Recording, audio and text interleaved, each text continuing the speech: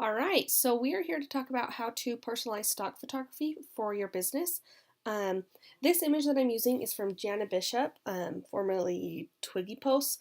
I think that's when I got it. It was like a free image that she gave out to her email subscribers or something. So anyway, I've linked that in the video or on my blog post, and on, if you're on YouTube, this should be below.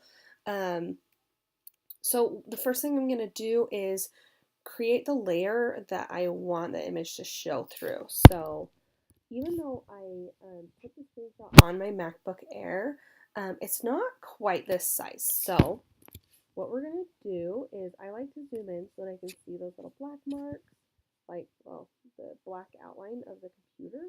And then I use the lasso tool. Some people like to just use like the shape tool. I think either way is fine. I just prefer the lasso tool. So I'm going to zoom in, click right on the edge.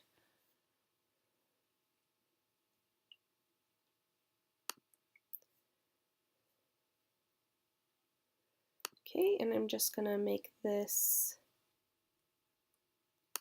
then you can double click and it'll select the last one. Okay, do Command 0, that zooms all the way out. Okay, while the lasso tool is still selected, I right click and do layer via copy. So I'm creating another layer out of a copy of what I've selected. Okay, then I like to make the color of the background kind of a more dull gray screen color. Okay, and then again, I'm going to zoom in and just kind of make sure I can see the black outline. Yep.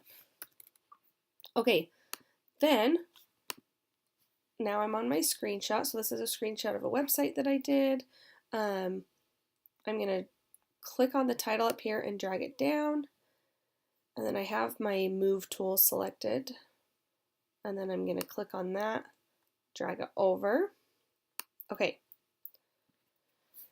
Do Command T.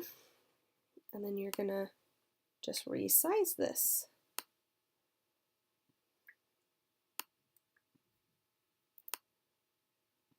Okay, and then click Enter. So if you zoom in, you can kind of tell, like, this is not exactly the right size. So what you're going to do is over in your Layers panel, you're going to hold Alt, and in between your screenshot and the layer that we created, you're going to hold Alt. Okay, and then this little guy pops up. It's a square and an arrow. Click. Boom. Done. Okay, so you can save that. I like to save my PSD file and my JPEG just in case I need to make changes or anything. Sometimes I don't think it looks quite natural. I actually really like the way this one looks. I'm going to leave it, but just for argument's sake, sometimes I'll make it darker or multiply. Oops. So you can kind of see this is normal. And then if you darken it or multiply it, it looks a little bit, I don't know if duller isn't the right word, but it just looks a little bit more like you took a photo of a screen, if that makes sense. So you can do that, but what happens is your layer color shows through. So that's why I chose this kind of like light gray color, because obviously if this were like yellow and then I multiplied the screenshot, like a yellow would show through. So anyways, I hope that's super helpful. I use this all the time for my business, and let me know if you have any questions.